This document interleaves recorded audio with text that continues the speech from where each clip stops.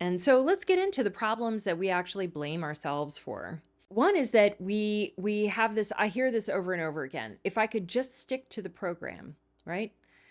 And that one is about just simply not being able to continue on, not being able to do calorie counting for any real length of time. And yeah, and I understand that there's a few people out there. So we'll say that less than 5% really likes it and continues on with it. And for them, we'll say that that's a sustainable thing. But when we're at 95%, or really the vast majority of people who engage in it, as we talked about in season 1 or in episode 1, that you don't even, they're not even signing up for these apps with the idea that they're going to do it in any long-term way. So it's not even, that's not even the goal right from day one. The goal is to do it and get off, right?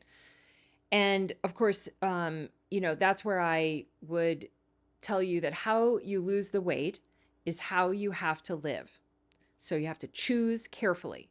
If you would like to count calories the rest of your life, please, you can tune me out right now and go do that. But for everyone else who never thought that this was a long-term strategy, I want you to understand why it's not even a short-term strategy. So if you couldn't stick to the plan, that is really a function of the fact that it's laborious, it's time-consuming, it's not fun.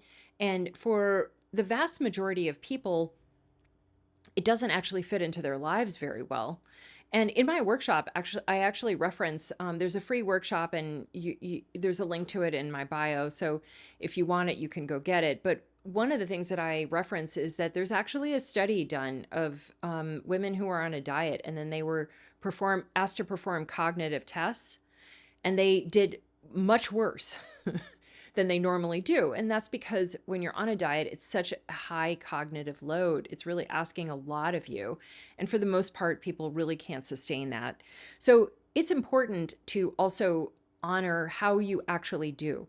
So even if you don't buy any of the things that I'm saying and you're just like, well, I can't stick to it. Okay, that's information. That's information. Now, of course, you would join a whole host of other people, including me, who couldn't stick to it. But even if you want to take that as a personal failing, the fact is that you have to, that's your step one of self-acceptance.